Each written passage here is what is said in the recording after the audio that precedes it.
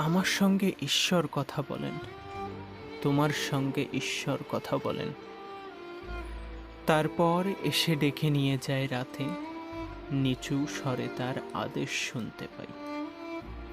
স্মৃতি পার করে চাহিদার সীমানাতে, যাও চলে, দাও শরীরে আমাকে ঠাই।